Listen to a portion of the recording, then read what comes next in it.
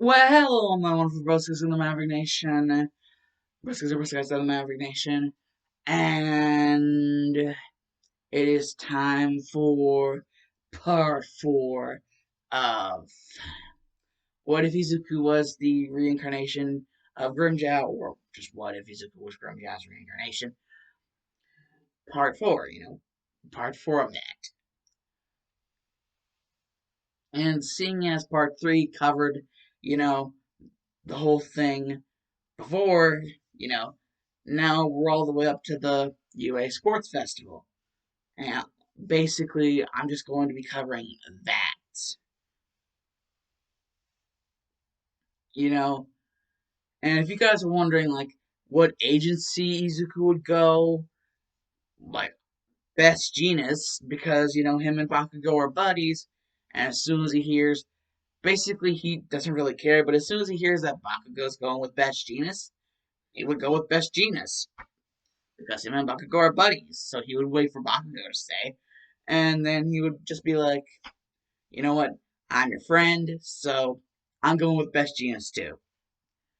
So that's already that out of the way, and that's actually after the UA Sports Festival, the whole internships thing. I'm just telling you guys ahead of time who he would internship with, Best Genus. And, basically it's time for the UA Sports Festival. And, after everyone in Class 1A saw what Izuku was capable of with the whole Descarone, and if you guys are wondering, yes, it did turn back into the scarf. And yes, it only turns blue, you know, whenever he has his Ryatsu through it. Normally it's white. And, he repaired the scarf, so now it looks spiffy and new. Referred to last part about the whole scarf thing. Like every time I have something to say to you, you're doing this. I don't mean to interrupt. Amanda just messaged me and asked me if you'd like to go up there for Can can you tell her that, like, basically ask her what time she's like thinking about doing this? tacos. Oh, well, she doesn't get off work until 4:30, so it'll probably be after 5. How many hours is that? It's at right, 4:30. Uh, hour and a half would be 6 o'clock. We have to leave before 6 o'clock to get there at 6 o'clock. Yeah. Hour, hour and a half. Okay, fine. Okay. Before we do anything like that, I smelled you earlier, so you're gonna get in the Uh huh. shower before we go anywhere. Love you too. Anyways, you know, basically, basically refer to the last part about the whole thing about the scarf. You know, the scarf that Izuku was given by Aizawa. Aizawa and Izuku, they have a very close relationship.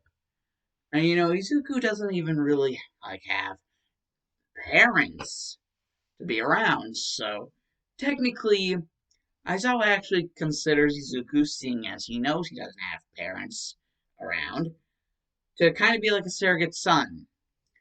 And, Izuku actually kind of, gets this. He kind of knows this already. And, he actually doesn't think too wrong about it. He actually kind of likes the idea, being the surrogate son of, not really the fact that he's the surrogate son of his, like, teacher, but the surrogate son of the fact that, he was his teacher before he even got into UA. Like, they, like, met, they got to know each other before UA happened. And so, it was basically, you know, they got to know each other before UA even happened. So, they have a very close relationship, you know, father son basis. And, that's something that Izuku likes. And Aizawa likes it too, but, he just announces, UA Sports Festival, that's going to happen. And so basically, when everybody gets to the area where the UA Sports Festival is going to be held, Yeah.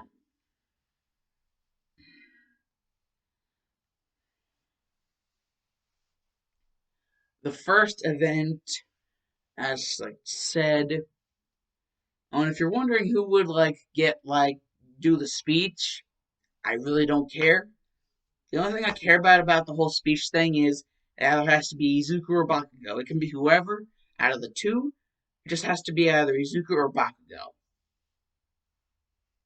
One of them. That's your options. You know, so basically, I just plainly admitted that I don't give a shit. And so the first event is the whole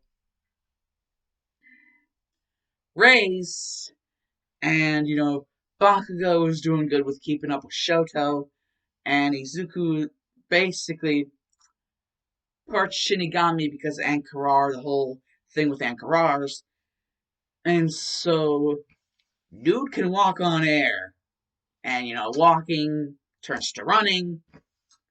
He can freaking speedster through the air. So yeah, he's not even endangered by any of the traps. The only thing that actually is is of any concern to him is the 0 pointers. But hey, he just freaking destroyed a freaking Nomu, and so he's like chillaxing, and he just speeds past him, and all of a sudden they're cut in half. Yeah, he's just getting into his claws and his fangs and his other claws. You know, starting to regress more into a hollow state to increase his you know, feral attributes, and just buzzsaw through these 0 pointers.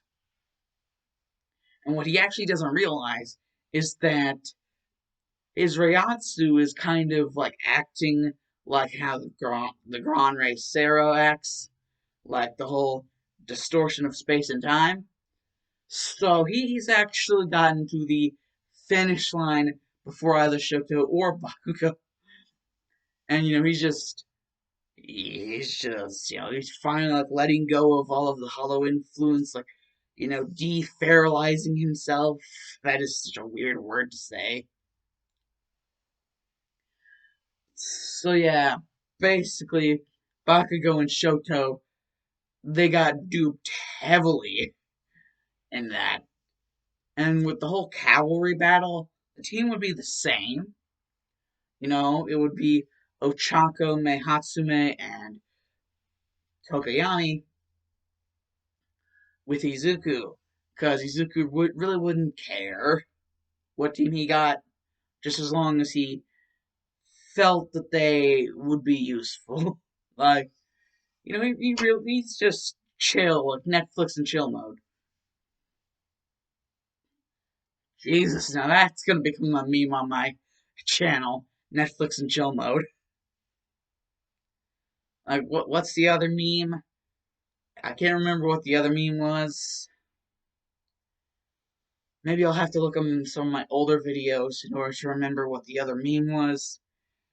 But this is definitely going to be a new meme for the channel, like Netflix and chill mode. So yeah, basically the whole thing about Shoto trying to steal the headband and everyone else just trying to keep up with Shoto's team.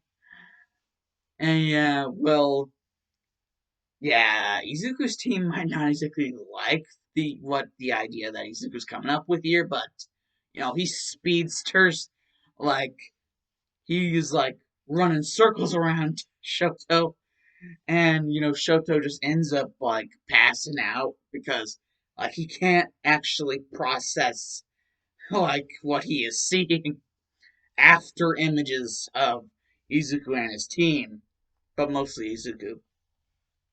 He is seeing freaking after images. They're not as fluid as Zomari's after images because apparently he's the one with the fastest Sony dough. Whatever, but they are still pretty fluid. And basically, if he wouldn't have the headband stolen from him, And so, you know, the whole thing would just go on like usual. And Izuku's matches, the first match he would have to go through would be Shinso. And even if Shinso got him, which I'm pretty sure he probably would get him, like he would have to contend with his inner Grimjow. Shinso would have to contend with his inner Hollow. And yeah, that would basically be like, boom, get out the way. Just like he would have to get out the way or basically be like Hollow Shadow. And then basically, like, Izuku, as soon as he realized that, this dude tried to mind screw him, and he almost completely 100% succeeded in that, like, Izuku would be pretty pissed. And you just saying, like, he would go full feral mode, well, almost full feral mode. Like, his full feral mode would be like, going into his resurrection. But he doesn't do that. He almost goes full feral mode, and he's like scratching, like basically he's turning Shinso into a scratching post, like an overused scratching post. And it's just like, you know, basically it's just like the whole thing. It would get to the whole Shoto battle, and Shoto would be trying to use his eyesight, and Izuku would just be like, dude, what's your problem? I mean, honestly, you probably have another power, so what's your deal? Like, come on. Show me the best you've got, or else I am going to drop your ass. I might even drop your ass even if you do show me all you've got. And that's what gets Shoto. Like, even if he did show him his fire side, he would still drop him. Like that idea, that just arrogance. Shoto was just like seething off of it and just just, okay, you want it? Come and get it. It's like, whoosh! Like, freaking flings out the fire side, like the Fire Nation attack. And, Izuku is just like, this is the best you've got? Dude, you do remember what happened to that Shinso guy, right? And Shoto was like, how does that even matter? Like, how does that even matter to, like, the terms of this situation? And, Izuku would be like, dude, this is why it matters. And he would just freaking Sonido behind he would just Sonido behind Shoto and neck chop him. And that would be the end of that story. Just neck chop. Yeah, Shoto would have been done pretty damn dirty. And eventually, whenever it gets to Bakugo's fight with Izuku's like, he's going to save the best for last. He knows that Bakugo already knows about the whole Gran Arrow, but that's not the only trick he has to show Bakugo. He has other stuff,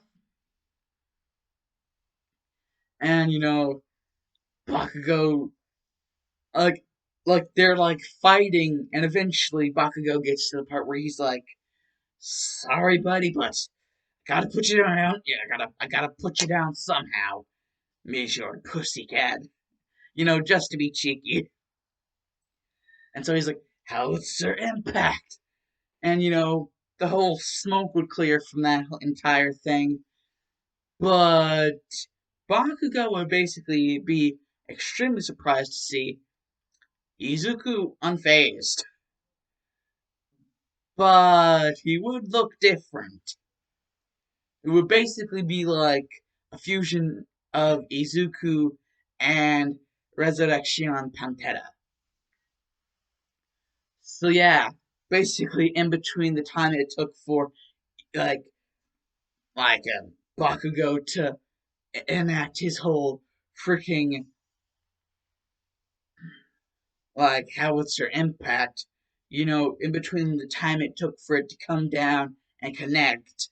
And like after that, whenever the smoke cleared, that's basically the time whenever Izuku basically plunged the sword in and is like Resurrection Pantera. Like grind, grind Pantera.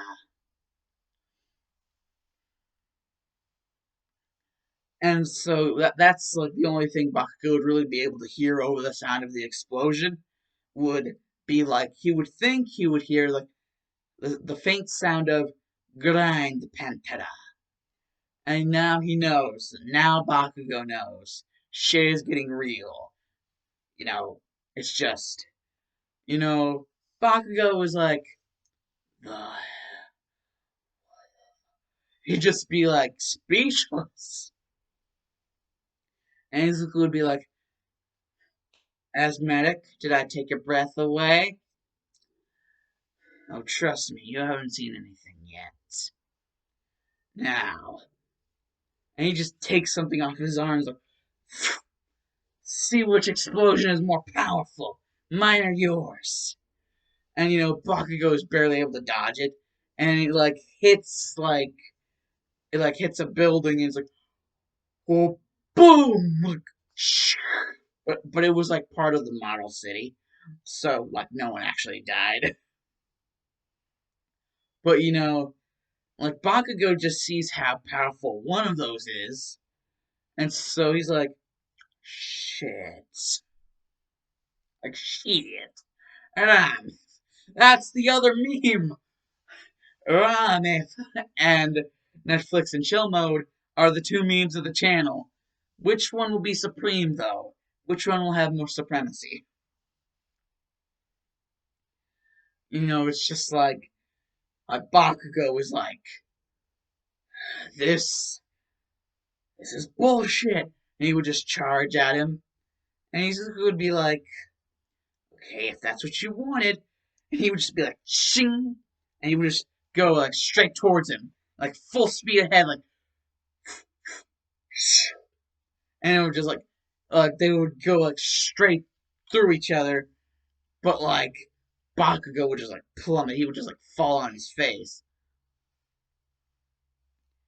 and Izuku would just be like, "That's what happens whenever you mess. That's what happens whenever you mess with a jaguar."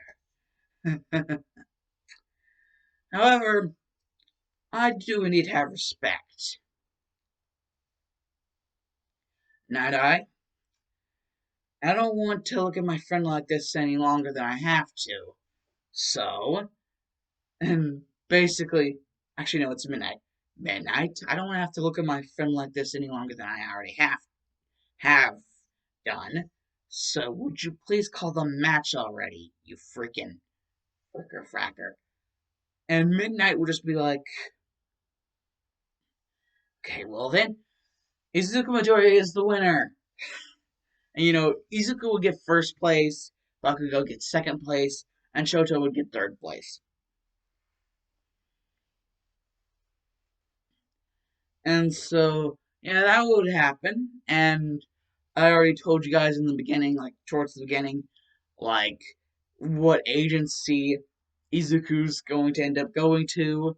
He's going to wait for Bakugo to say what agency he's going to go to, and he's going to say that agency. And Bakugo does, I believe in canon, go to Best Genius's agency, and so Izuku would also go to Best Genius's agency. They would be both under Best Genius. At least I hope I'm pronouncing his name right.